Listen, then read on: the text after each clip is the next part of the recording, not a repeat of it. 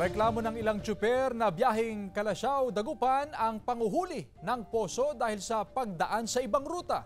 Ang detalye ng balitang yan ihahatid live ni Joan Punsoy. Joan?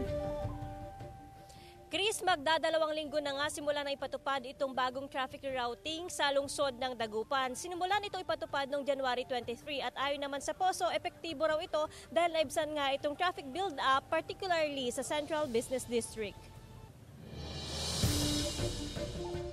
Hinuli ng POSO enforcer si Marcelo, driver ng jeep na biyaheng Dagupan City, Kalasyaw. Dumaan daw kasi siya sa ibang ruta habang nasa lungsod ng Dagupan. Depensa ng tsuper, walang inilagay na signages sa mga bagong ruta sa lungsod. Nagpatupad ng traffic rerouting ang POSO noong January 23 dahil sa ongoing road rehabilitation. Dapat sir, lagyan nyo ng temporary routing doon ang daan sa Pires.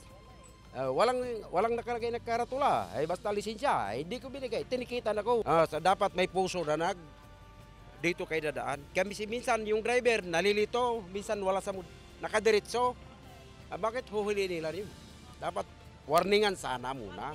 Yon, warningan nila, hindi na lisensya kaagad. Sana raw bigyan sila ng konsiderasyon ng POSO kung napapadaan sila sa maling ruta. Madalas daw kasing nababago ang ruta ng mga pumapasadang jeep. Hindi naman daw nagkulang ang POSO na abisuhan ng mga tsuper kaugnay sa pagbabago ng ruta.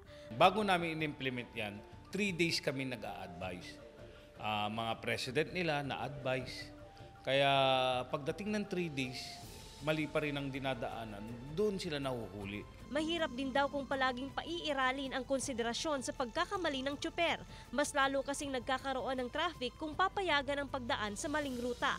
Paano natin magbibigay ng konsiderasyon? Kung makikita mo naman na ang traffic bibigat, di ba? Ayun naman, intindihan na lang yan. Kung may inano kami, pinag-aralan yan. Alam mo naman ang traffic, try and error yan. May mga POSO enforcer naman na nagmamando ng trapiko.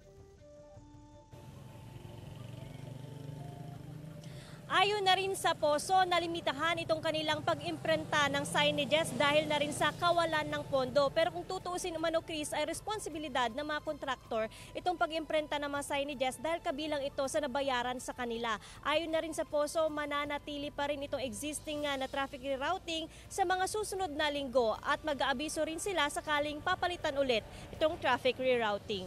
Chris? Maraming salamat, Joan Punsoy.